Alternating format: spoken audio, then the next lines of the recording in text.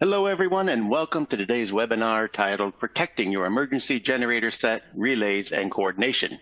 I am your moderator, Lou Signorelli from Caterpillar's Electric Power Division. To those that are returning participants, we thank you for your support. And for those new folks joining us for the first time, we hope to see you every quarter for these educational sessions. Today's topic is Protecting Your Emergency Generator Set, Relays, and Coordination. As a means of a bit of level setting, I'd like to provide just a little bit of background. Electrical systems commonly use fuses and circuit breakers to protect their electrical equipment. A circuit breaker coordination study is used to analyze the tripping times for the series of overcurrent devices being compared. Generally, that means from the source through the largest branch circuit device. Coordination studies, or in some parts of the world called protection and selectivity analyses, are done to determine proper coordination of overcurrent protection devices. Lack of coordination between overcurrent devices can result in upstream devices opening and needlessly interrupting power in other parts of the electrical distribution system. Understanding this will not only help you in the context of our presentation today, but will give you some insight as we work on a few poll questions throughout our time together. So with that complete, let's jump into our first poll question. We're going to start real easy today. Would you be kind enough to share with us your job role? Consultant, contractor, end user, other? While you're working on that, I want to quickly go through some details behind today's session. Caterpillar Electric Power provides informative webinars on relevant electric power topics while also offering continuing education units, CEUs, or professional development hours, PDHs. Since 2016, Caterpillar Electric Power has been offering webinars like this one on a quarterly basis. Now for today's meeting, we have muted all the phone lines. Don't worry, we do encourage questions, and those can be submitted by clicking on the Q&A box to the left of the slides. The meeting is being recorded and will be posted on the webinar's registration landing page. That's the site you use to arrive here at this webinar today. Feel free to review that often and at your convenience. We will address as many questions as time permits at the end of the presentation. Not to worry, if we don't get to your question, we will address those in a Q&A document posted on the landing page as well. If you are a US-based engineer and have requested continuing education units or professional development hours, we are required to assure that you stay with us for the duration of today's webinar. The CEUs themselves, they will be coming from Bradley University, and are intended to help those individuals with professional engineering licenses to meet their annual learning requirements. You will need to check your state's licensing board to ensure the CEUs are applicable. Now let's have a look at that first poll question results. Lots of great professionals here today. Consulting engineers lead the pack at 64.9%. Thank you everybody, though. We appreciate everybody's participation. We will have more poll questions as we move throughout our presentation today. Look forward to everybody's participation.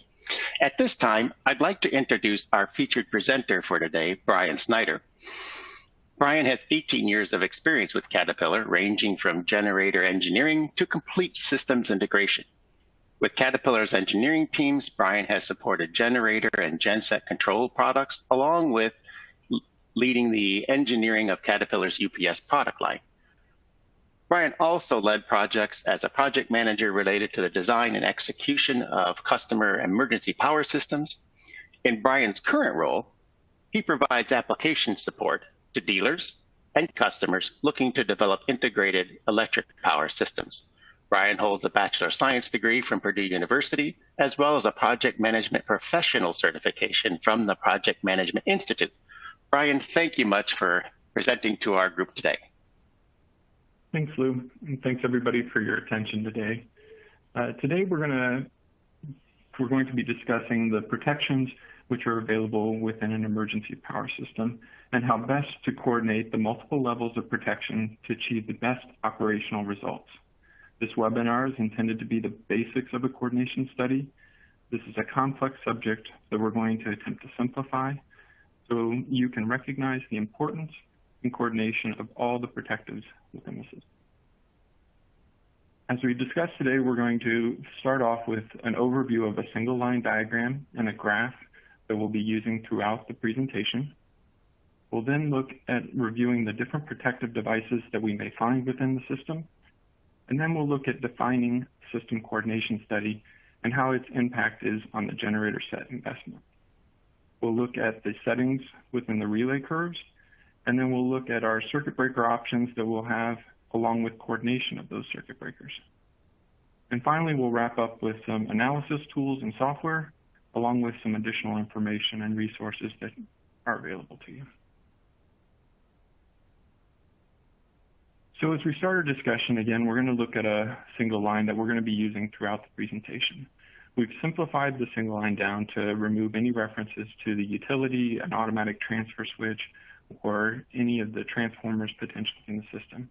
What we're really looking at is the coordination of and protections associated with our generator set and the overall systems connection. So the one line starts at the bottom with the generator set. Inside the red bounding box is what we would consider on package within the generator. The circle at the bottom represents our generator set itself. And then up from that is a protective relay that we'll discuss here in just a couple more slides. As we move further up, we have the circuit breaker inside the square, which is our on-package circuit breaker. So this is our overall and generator set together. As we move up the drawing, we see that there are 3 different loads. Each has multiple different circuit breakers protecting those different paths of power. And each of those different zones in between the circuit breakers is what we're going to consider as our protection zones. So we're going to be talking about how we manage those protective zones and making sure that we're managing the overall system. Throughout the discussion, we'll talk several times about faults within the system, and we're referencing that in this regard as a short circuit.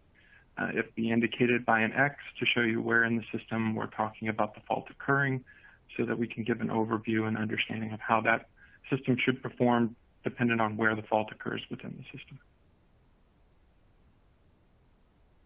The other piece that we'll be using throughout the presentation is a graph so that we can graph the different protective settings that we have associated with this.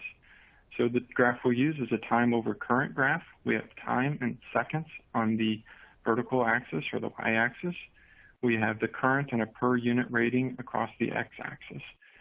The 1 will signify 100% or the full rated current of the generator that we're working with.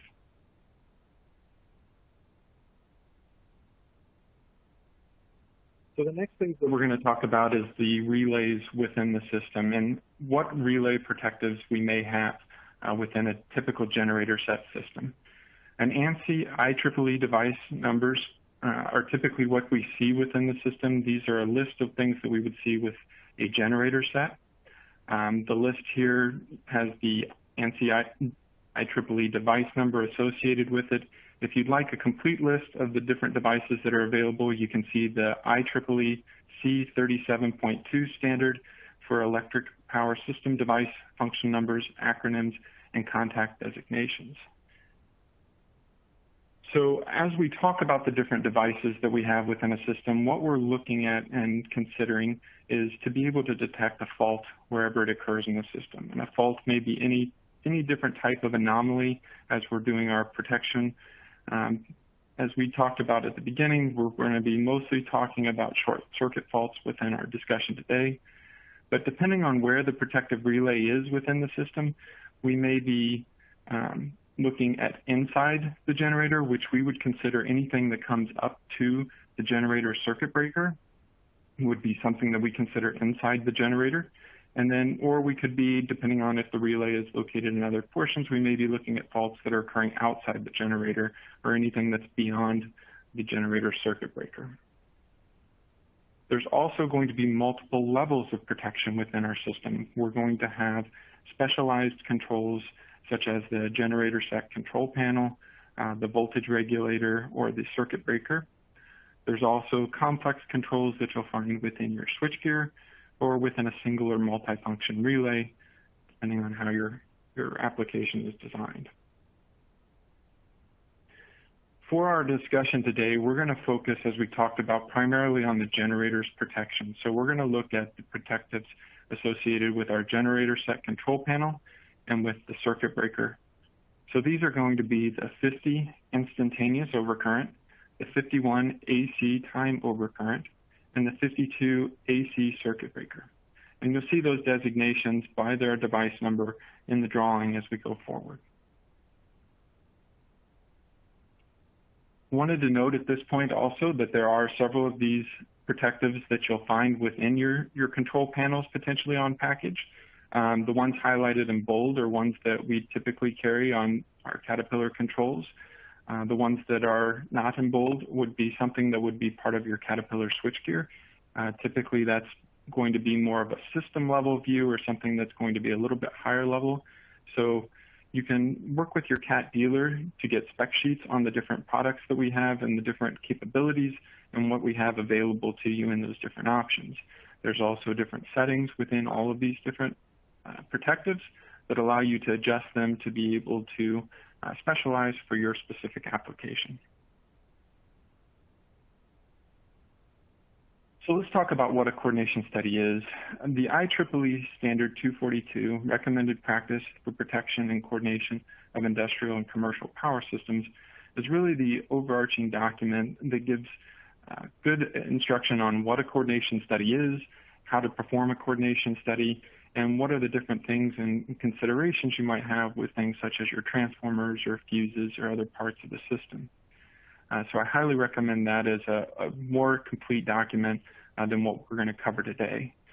Overall, the IEEE standard discusses a coordination is the selection and or setting of protective devices in order to isolate only the portion of the system where an abnormality occurs.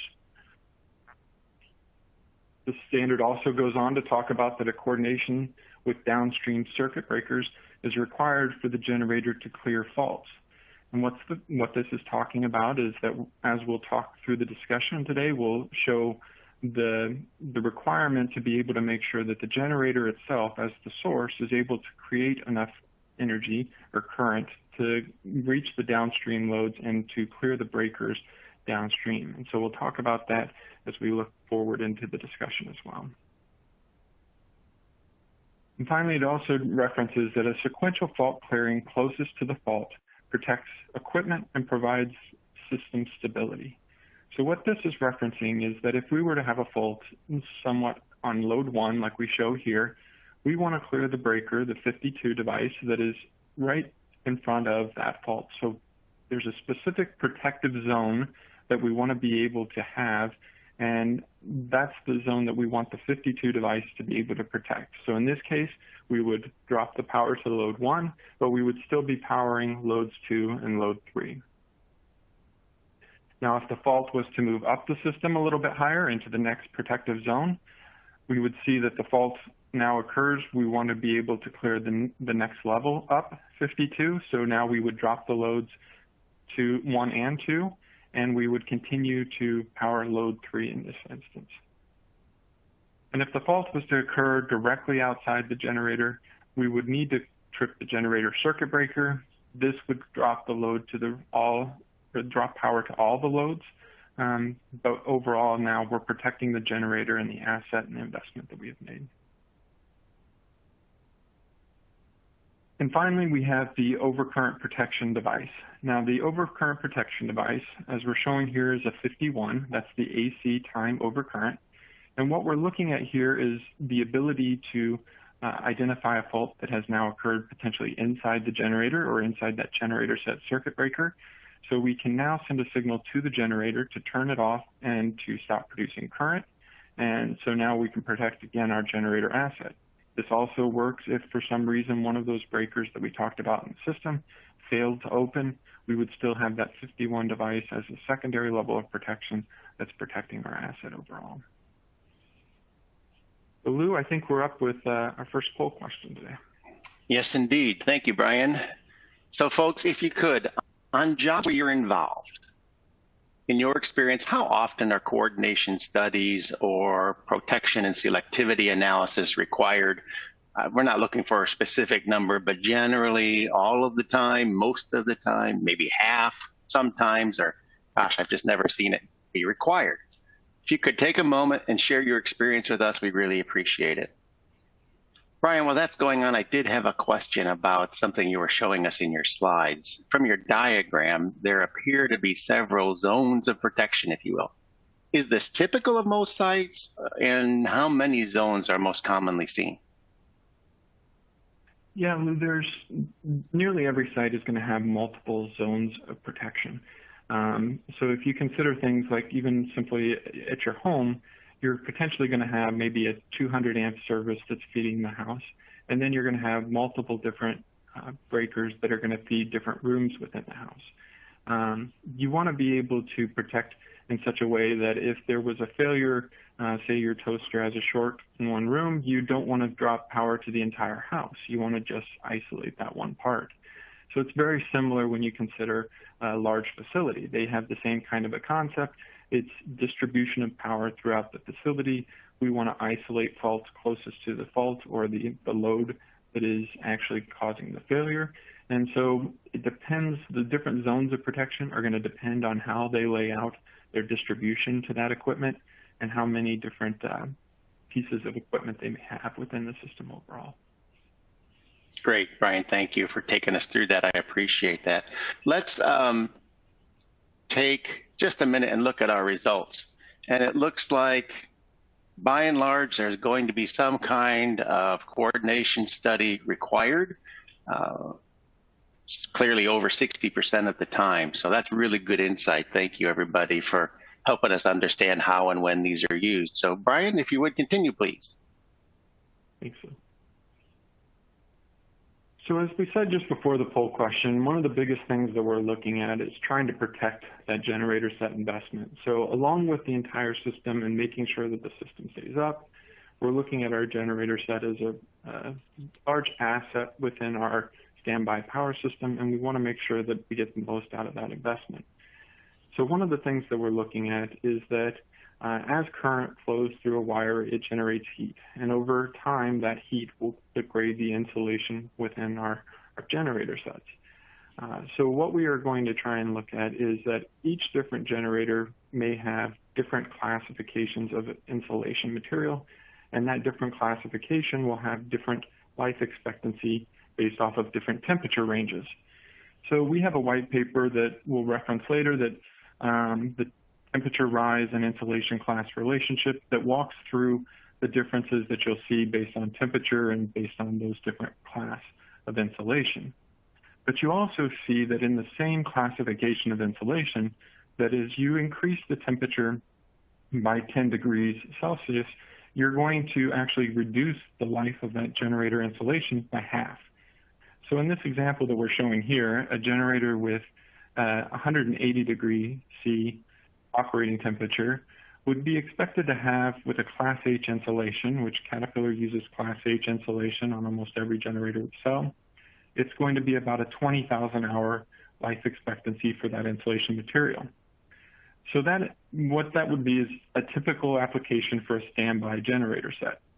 Now, if the generator is operating for prolonged periods of time with an overcurrent or above the typical rating, it's going to see an increase in temperature, and you're at 10 degrees Celsius of an increase. As we said, you're going to half that life. So now you're getting around 10,000 hours of life instead of the 20,000 that was expected.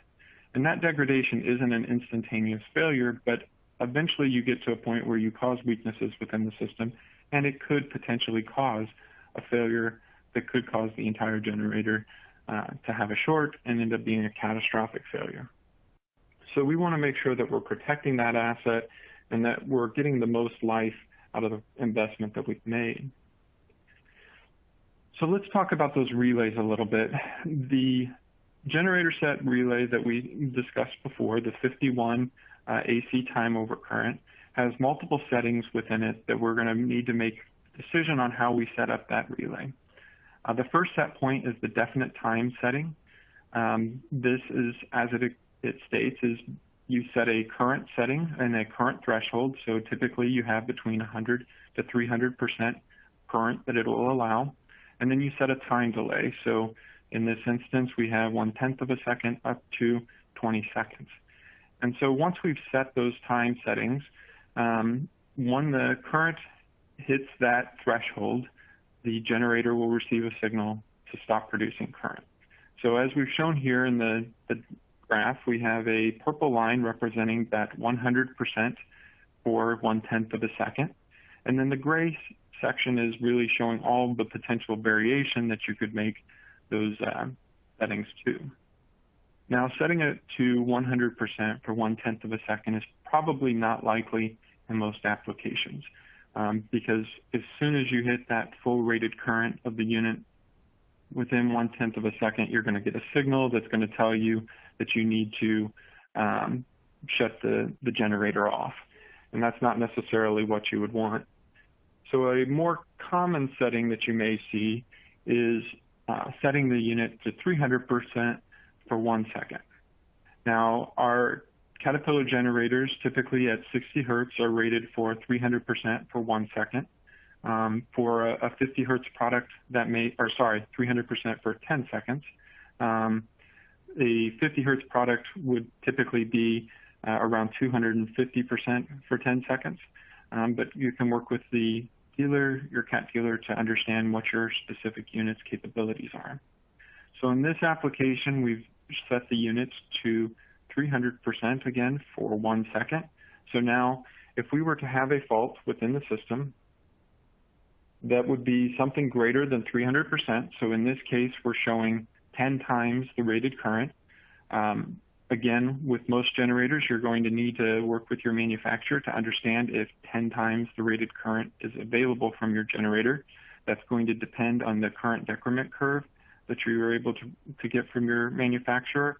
That will also depend on whether or not you're using a permanent magnet excitation system or a self-excited, or whether or not you've got enough subtransient reactance within the generator to actually provide a large amount of current.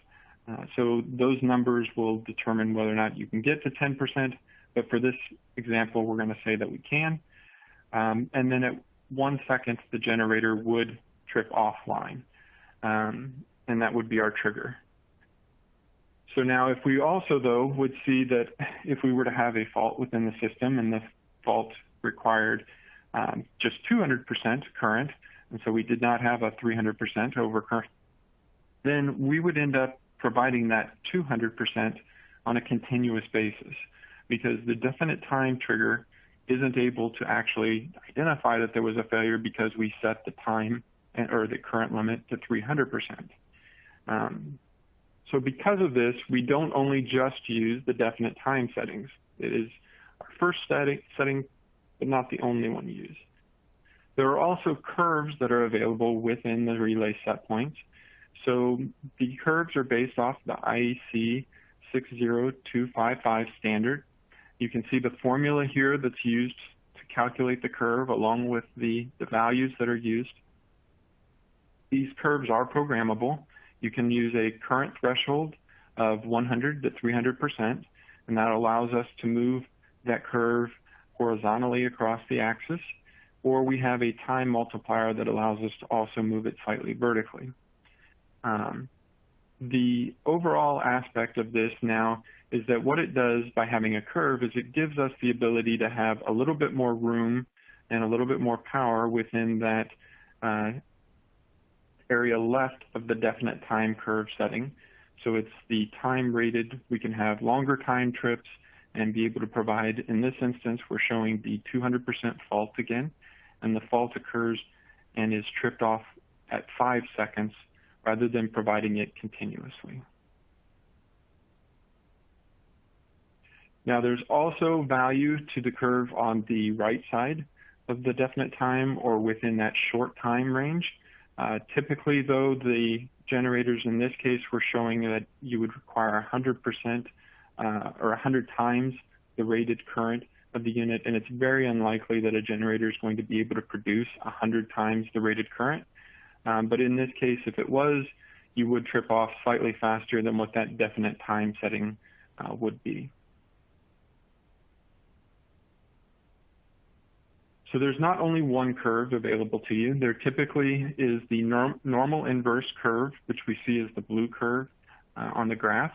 We also have the very inverse curve, which would be the red curve that starts giving us slightly more current to the left side and slightly less on the short time range, or the extremely inverse, which provides even more current available or more time available to the left side of the curve, and it provides us less current capability on the short time range of the curve.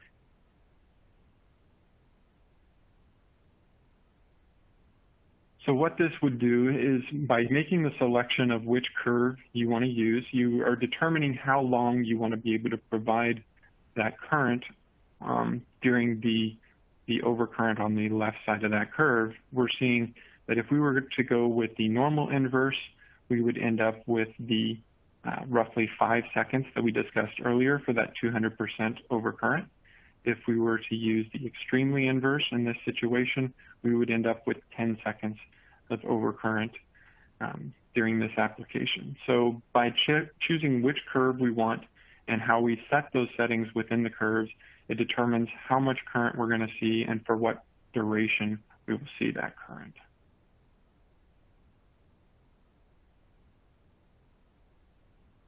There is one additional curve that's available in most generator sets, or in Caterpillar's generator sets.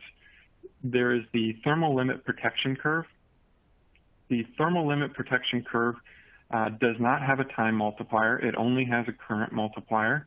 And this curve is intended to follow what would be the rating of the insulation class material that you have. So in this case, we would see that we can now get more time on the short or in the long-term settings over to the left of the curve, and we can use the current multiplier to now move that across the x-axis. The reason why you would have the current would be because of the ability to have an oversize, or that you would need to want to reduce down that a little bit so that you're not taking into account more current than is necessary.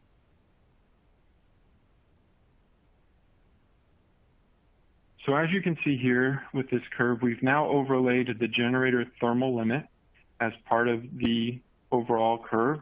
So we have the thermal limit protection curve, where we can see that we're getting, instead of that 10 seconds that we had previously, we are now getting up to almost 30 seconds of additional energy. And the generator thermal limit, that we can see that we are right on top of that thermal limit.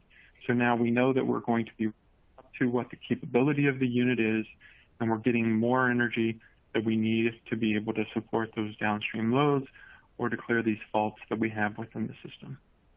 It'll aid as we go forward and talk about how we coordinate this with all the other breakers in the system at the end. So Lou, I think we're up with another poll question. Yes, indeed, Brian. Thank you very much. So folks, as you think about your work and what you require, when coordination studies or protection and selectivity analyses are required, into whose scope of supply does this fall? Who ultimately is going to be held responsible for completing the work? Is it the local electrician, electrical contractor? Maybe you've got an in-house technical staff that can commit that work. The engineer of record, maybe they're responsible, a local distributor or some other that maybe that we didn't think about. Give us a minute to share your insights and how that scope of supply is addressed, if you would, please. Brian, while they work on that, I have a quick observation or question, perhaps. With all these curves and varied slopes, how do you know which one is the best one to choose for, say, my particular application? That's a good question. It's important to review the loads within the system, because that's really what we're trying to identify and work on. All of these settings should be made based off of what the load requirement is. If the load doesn't require more power, then or overcurrent, you need to be setting those settings a little bit tighter to help protect the assets. There's no reason to run in those ranges. So if you have a motor potentially within the site and it requires, say, that 200% current potentially for maybe 2 or 3 seconds, you can use that normal inverse curve because you know you can provide that current. But if you're using, say, a motor in a large water treatment facility where there's a lot of mass to be moving and it takes longer to get that inertia built up, you may end up having something that needs 5 or 6 seconds to get that overcurrent or that 200% current range. So you need to be using one of the other curves to allow yourself to provide that current to feed the loads and support the loads, but you're still protecting the assets and the system overall. Absolutely, and that protection is what we're here to talk about today. So thank you very much, Brian, for shedding some light on that for me. Now let's go to our results for that poll question. Looks like the engineer of record has the predominance, or maybe perhaps the electrical contractors in combination from a scope of supply perspective. Thank you, everyone, for sharing your insights from your experience. We appreciate it. Brian, how about we continue? All right, thanks, Phil. So we've talked about the protective relays and the protection that we have associated there. Now let's start looking at our circuit breakers in our system. There are primarily 3 different types of circuit breakers that we're going to talk about. There's a molded case circuit breakers, there are insulated case circuit breakers, and there are power circuit breakers. So the first breaker we're looking at is the molded case breaker. This typically has a low to high interrupt ratings. So these are breakers that you may find, like I talked about in the beginning, in your home, all the way up to something that would be throughout your system. Typically, these are going to be the breakers you find closest to the loads overall.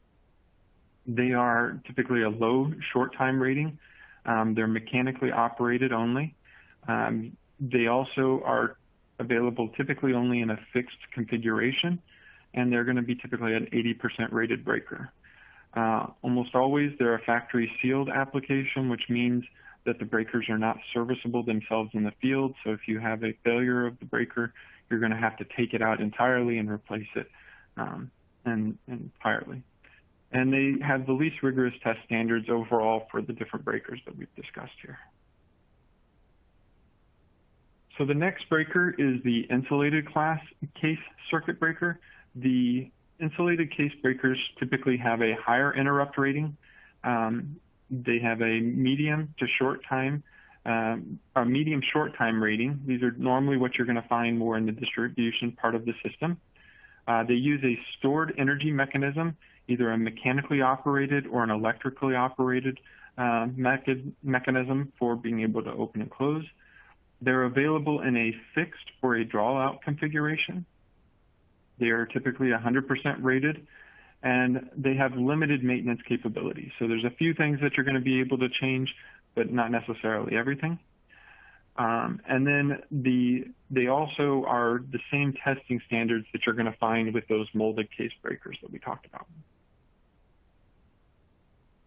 And the last breaker is the power breaker. The power breaker is normally a high interrupt rating, so it's typically going to be at the distribution level within the facility. It's also a high short time rating. They're capable of fast reclosures, and they're available in both fixed and draw-out configurations. These breakers are almost always 100% thermal rating, and they're a highly maintainable breaker, meaning that almost all the parts are something that you can take off in the field and you're able to do the maintenance in the field versus having to remove the entire breaker and ship it back.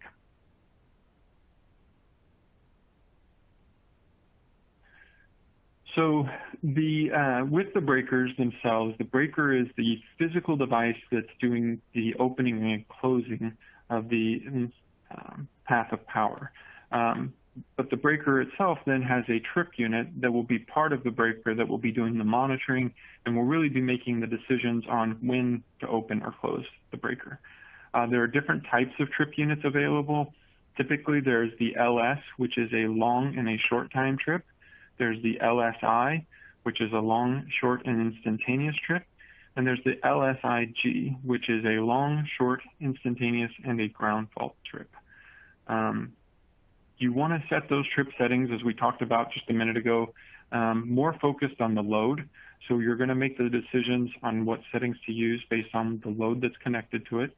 But you also want to be below the control protection relays and below those generator thermal curves. So as we talked about earlier, we'll be looking here as we go forward at coordinating these, and we want to make sure that we're sort of to what we would consider the left on the graph as we continue to move down the path, even though we're providing enough energy for the load, but we're also protecting the system. The settings and the different information that's available should be available to you from your manufacturer.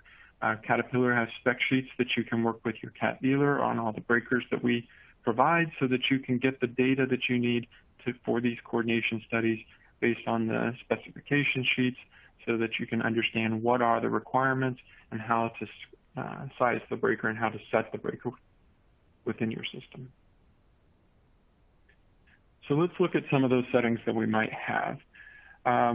With the circuit breaker, the first section that we're going to look at is the long-time or thermal trip settings. Typically, it's considered thermal because there's a bimetal that's used, and it uses temperature over time to be able to be the determination for the setting. But we're able to make those settings with both a current and a time threshold, so we can move that curve at the top portion, left or right or vertically, to be able to set and align with the settings that we'll show as we go forward within the system.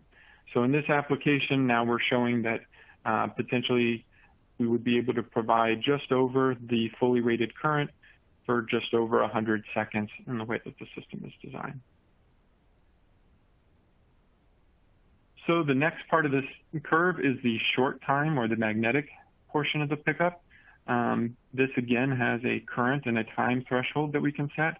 This looks a lot more like that definite time setting that we talked about before. So we're basically setting this, instead of having more of a curve, it's more of a corner function. And so we set the amount of current that we expect to see, and we have a time setting, and it's going to basically, once we hit the current at that time, it will open the breaker. And the last portion is the instantaneous trip. And so the instantaneous trip is really where we're going to try and set the unit so that we know that we're going to trip off as soon as we receive or identify that the current has reached that point. That's going to be an instantaneous trip. There's typically only a current threshold for this because of the fact that, as it states, it's going to react as soon as it can identify the current and open. Now, something else you'll notice different about the breakers rather than the relay settings is that there's a shaded line thickness here. The thickness that we're seeing in the line here actually represents the full period of the actuation of the breaker. This is the identifying of the fault that's occurring. This is the physical opening of the breaker and extinguishing the fault within the system and the current that's flowing through it. This also takes into account the variability in manufacturing of breakers, and that not all breakers are exactly the same or manufactured exactly the same. So there's going to be a little bit of variability overall for the different breakers. And so you take that into account with this shaded region.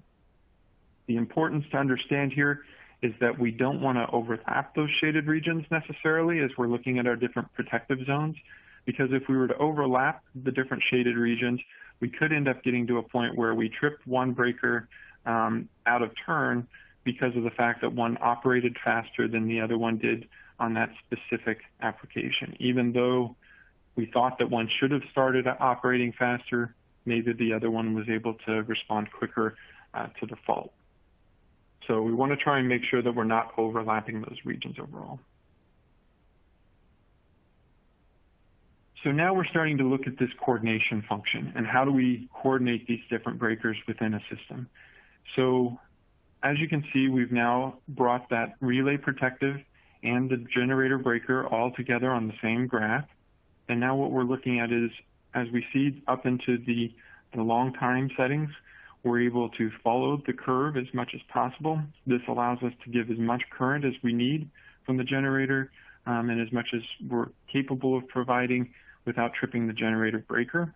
And then as we look down more into the short time settings, we now have that difference between the definite time setting of the relay and the short time of the breaker.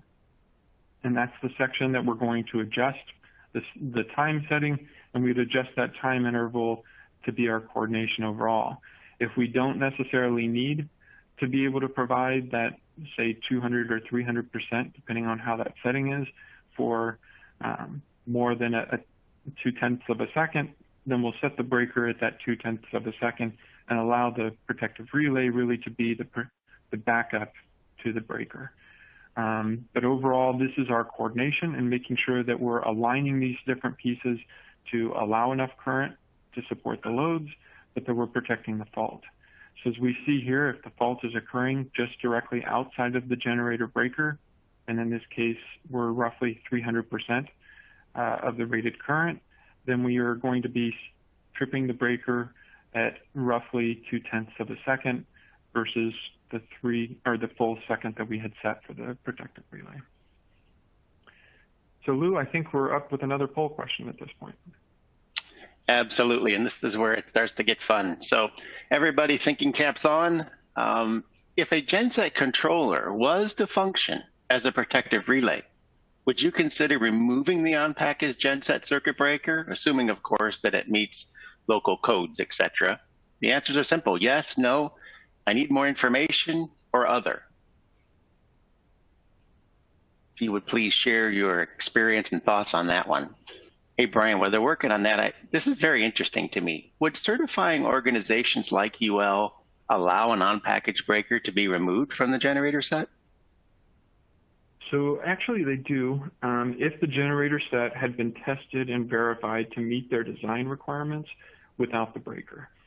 So for an example, Caterpillar can provide a UL 2200 rated package without a generator mounted circuit breaker, because we have shown that the protective settings that we have with our overcurrent protection provides the same functions and are able to shut the unit down. So that is possible to be ordered based off the customer's request. It would be recommended that you work with your local dealer on those discussions because you are going to want to have a physical disconnect somewhere close to the generator for maintenance and to be able to remove it from the system. So you want to make sure that you coordinate that, and some codes will have a specific distance that they require that physical disconnect. But from a UL standpoint or a certifying body standpoint, it's often that we can get approvals to be able to ship packages without a package-mounted breaker. Right, thanks for that. And just a little bit of color to that. When we talk about physical isolation, that could be as simple as a manually operated breaker that you open and close for maintenance or what have you. Is that correct? Correct. You don't necessarily need the whole trip functionality that we've been talking about with trip relays. It's really looking at a physical switch within the system. There's varying different levels that you can get to with that, but it's one way that you can manage reducing the overall number of things that we're trying to coordinate within these systems at times. And I'd imagine that breaker is a lot cheaper than what we're talking about with full-blown trip units, et cetera. Potentially, yes. Yeah, great. Okay, terrific. Well, let's see what everybody had to say about this one. 62% would not consider it. 20% said that they need more information. That's good to hear. And 15% said yes, they would absolutely remove that cost from their overall system. Terrific. Well, Brian, let's keep going. Thank you very much. Thanks, Lou. So we've worked ourselves outside the generator now. We've completed the relay protectives. We have the generator set protectives, our circuit breaker, and now we're starting to look at the breakers throughout the system. So as we move again more to the left of the curve, we want to continue to add more breakers, more consideration for our loads. So as we think about this now, the breakers are probably going to be something less than 100% of the package at a continuous demand because you're not going to have two loads within a system that are going to both be 100% of the demand of the system. So this one, in this case, the blue curve is now representing a breaker that's a feeder breaker down into the system, feeding our load 1 in this instance, which would say roughly about 20% of the rated would be supported continuously. And then we have a curve that's allowing some additional power for different reasons. So in this case, if we were to experience a fault that is just under the 100% rated for the package, we would actually clear the fault at around roughly 5 seconds, and that would be the breaker further, the 52 device shown further down into the system. If we had that same amount of power and for some reason that breaker, that 52 device did not trip, then we would go all the way up to just over 100 seconds before the generator breaker would recognize that fault. and see that as a failure and trip the system. So we want to make sure we're coordinating to, again, allow enough current to the system to support loads as necessary, but we're also coordinating these breakers such that we're protecting the system overall. And in the end, we will continue as we move, again, more breakers into the system. We will continue to add more to the left of the curve. In this instance, again, we're looking at the system and saying, if we have a fault that occurred at where we show location 2 here, and we still have that same discussion before, we would trip the breaker that's feeding both loads 1 and 2, but we would still be able to support load 3 within the system. So we're doing that selective coordination where we have the different protective zones are all being considered. We look all the way down into the loads, and we're making sure that we're protecting each level as we go down towards the system. So in a coordination study, and when you really are starting to do this with a full system, there's a lot of data to be gathered. You need to gather the information on your circuit breakers and the different settings that you have available to you, the long, the short, and the instantaneous trips. You need to look at your different protective relays that you may have within the system and making sure that you're taking those into consideration so that you're allowing enough current when necessary. You also have to look at your sources and say, what is our current decrement curve? What's the generator thermal damage curves? We want to make sure that we're taking all those into consideration so that, again, we know that we're providing enough current when necessary and that we're still protecting our assets. You will also, typically, you'll look at the transformers in your systems, and you may have transformer damage curves that you need to apply, or the cables even, because as we look at our protective zones, cables have insulation life, and we want to make sure that we're putting into account that thought when we look between our different protective zones so that we're protecting the cable as much as we're protecting the entire system. So this can become a very complicated process. And there's a specialized software that is available that you can use to do these coordination studies. They help to look over all this information and help you to make decisions based off of what set points you want to be making. Make sure you're coordinating those breakers so you're not allowing too much time between one breaker and the next, but you're still focused on supporting the loads and protecting your overall assets. So Lou, I think we have one more poll question.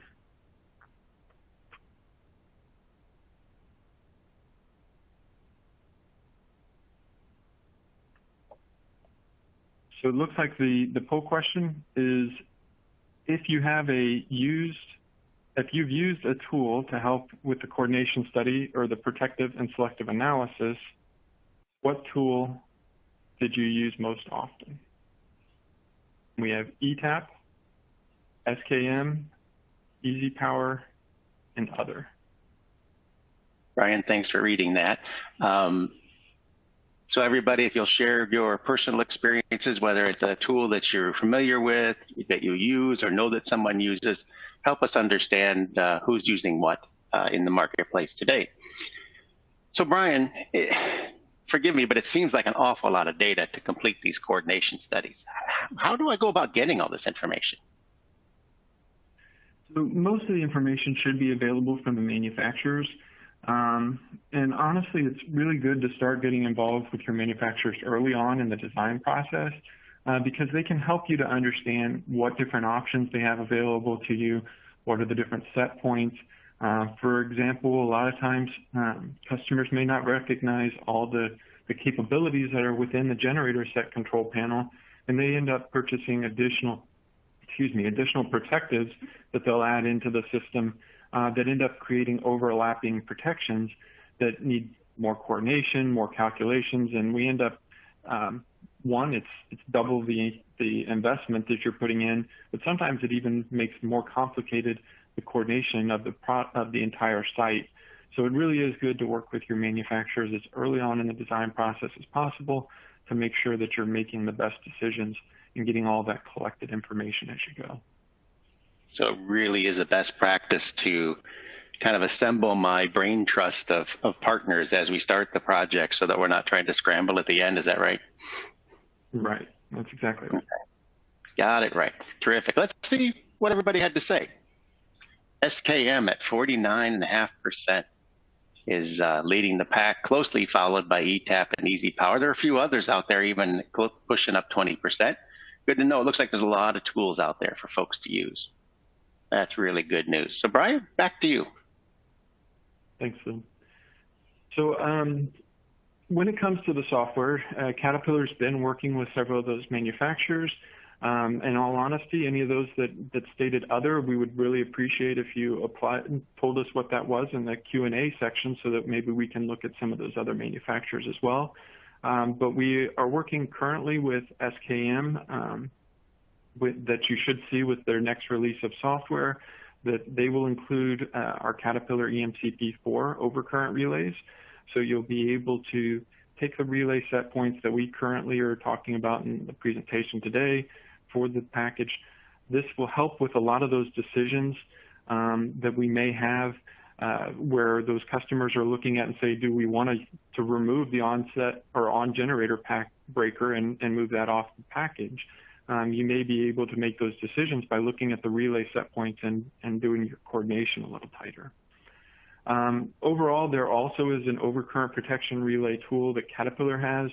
You can work with your CAT dealer to model these different set points, be able to make the decisions on whether or not you want to go with the normal inverse or maybe the thermal damage curve. It does include our thermal damage curve as part of it. So you'll be able to look at what you'll see with your product and what you'll be able to get with your CAT gen set. Additionally, there are other resources that are available that we would like to point out.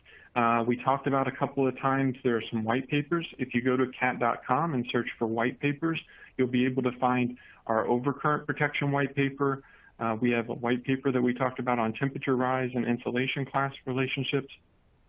There's even one on our arc flash energy reduction mode, which is basically the ability to provide a setting to the generator set that will reduce down the protective settings to allow you to do more maintenance on the product and allow our maintenance teams to be able to work safely in a safe environment. This aligns with the NFPA 70E requirements that you'll see in many areas. Also, there's our spec sizer tool. You can go to specsizer.cat.com to look up more sizing. There is more information there on also spec sheets are available from that location, and a lot of the data, if you size up your application, you'll be able to download a lot more information. Further, if you like these type of discussions, Caterpillar has also launched a podcast that's Power Bites. You can download that from wherever you like your podcast. Also, the link at the bottom is our link to our application site where you can go and get more information. There's links to SpecSizer, to these white papers, to the podcast. All of that can be gathered from that Electric Power Application Center website that you see there at the bottom of the page. And like always, and we've said it several times, contact your local CAT dealer. They can help with any of this information. They can walk you through any of the areas and get you more detail, or even work on getting our team out, and we can come out to your location, sit down with you, and work through more details from the CAT factory as well. So Lou, I think that's our presentation. Do we have a few questions maybe that we want to address? Yes, but first I'd like to thank you, Brian, for sharing your insights and helping us understand the importance of protecting your emergency generator set and showing where we can find those great tools. For everyone, as an aside, Brian is the author of a few of those white papers, and it's very nice of him to give us some of his time today to share his insights with us. Before we get to those questions, I did want to mention that there'll be a resource document that'll be available on the landing page too, so if we weren't quite able to scribble down those web addresses or what have you, we'll try to get those posted for you as well very shortly. Brian, so throughout your presentation, we had several questions come in, and I just want to take a moment aside to the people that are sending us information on the Q&A on the other software packages. Thank you, thank you, thank you. We really appreciate that. Those will be investigated and passed on to the team that does that. So thank you very much. So let's jump into a question or two. Let's start with Yes. This is an often misunderstood topic, Brian. So you talked about 80%, 100% rated breakers. Can you help us understand what that means? Yeah, so the NEC requires that the breakers are able to provide 125% of their rated current continuously. And they define continuously as over 3 hours. So if you're rating a breaker and you're going to need to put it into an application that's going to be a continuous running of the breaker, it needs to be able to support 125% of that rating for up to the 3-hour limit. So typically when you say an 80% rated breaker, that's really a breaker that is only able to carry 80% of its rating continuously for the 3-hour duration. A 100% rated breaker would be a breaker that's rated to be able to carry 100% for the 3 hours. So it will carry the 125% for the 3 hours. So now you can rate it at 100% of what it is. So that's where it's a little bit confusing, but typically an 80% rated breaker is going to be a little bit less expensive than a 100% rated breaker. But if you have an application where you know you're not going to be running at the full rating, that it's going to be something less the majority of the time, then you might want to put an 80% rated breaker in because it'll be less cost for you overall.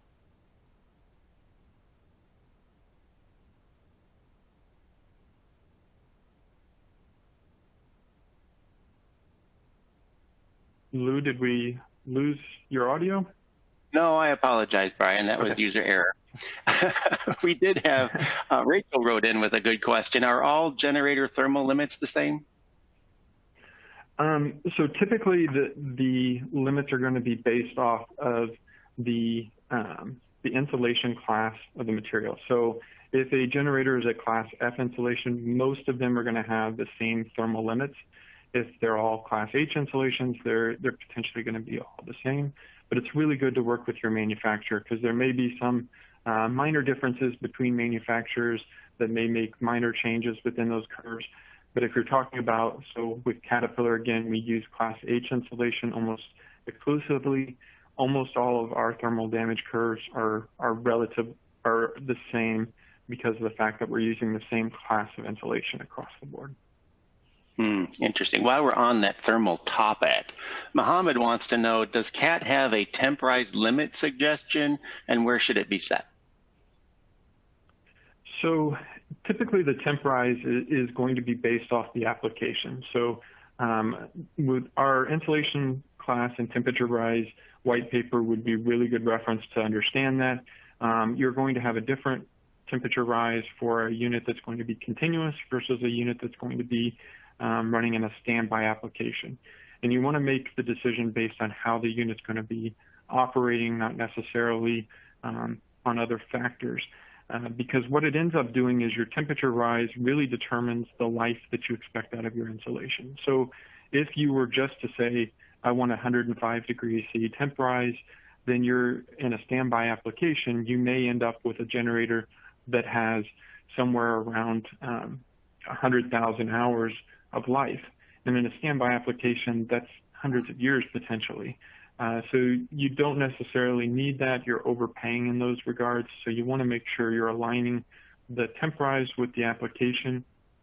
Also, if you were to say that you had a temp rise for class F insulation, but you're selling you're going to receive a class H insulation, those temp rise differences need to be taken into account because you want to, again, realign with what the expected life is, not necessarily the temperature number at the end of the day.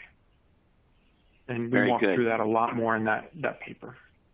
Yeah, excellent, excellent. And then, as you mentioned, those papers are available on cat.com. Terrific. Here's a great question from Paul, and I think I'm reading into this question a little bit. The assumption is the genset circuit breaker is on package. So the question is, are the relays on the generator set programmed to coordinate with the circuit breaker on the generator set from the factory?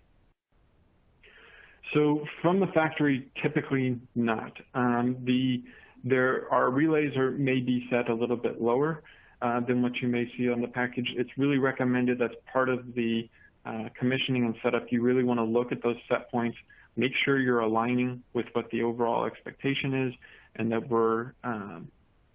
you're coordinating that as part of the overall project. It may not necessarily ship directly from the factory with settings that are perfectly aligned or coordinated. So that's something that's recommended to be done on site. Excellent, excellent. We've got time for just one more question. Brian, this is somebody that was really paying attention to your charts and looking at lines and thicknesses, et cetera. They noticed that the thickness of those lines had changed. They want to understand, does that line thickness, what effect does it have on system sizing and et cetera? So when we think about with the relays themselves are identifying when the trip is going to occur. So the relay is really an instantaneous time for the relay to identify and say we've hit the threshold. Then it's going to be what the reaction is what's going to be beyond that. So typically you're going to have say that the threshold is hit, and we're going to, from Caterpillar's perspective, that's part of our generator controls. So we're going to shut off the excitation to the system so that we now can shut down the generator very quickly.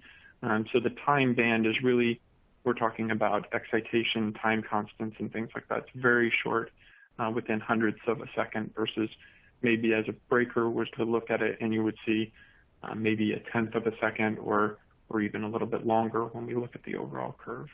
So you're looking instantaneous identification versus the actuation of physically opening breakers. Great, great. Well, thank you, Brian, for not only making the presentation, but sticking around to help us work through some of these questions. We really appreciate it. And to everyone on the line who has submitted questions, thank you very much. We certainly appreciate it. Thanks for sticking with us for the hour. Unfortunately, we have run out of time, but we do plan to respond to all of those questions. We will post that on the landing page, questions and answers for those that care to read through those. Again, CEUs will be issued by Bradley University to US-based engineers that have requested them. We're scoping out our next quarterly webinar, and we'll have further details to provide for you in the very near future.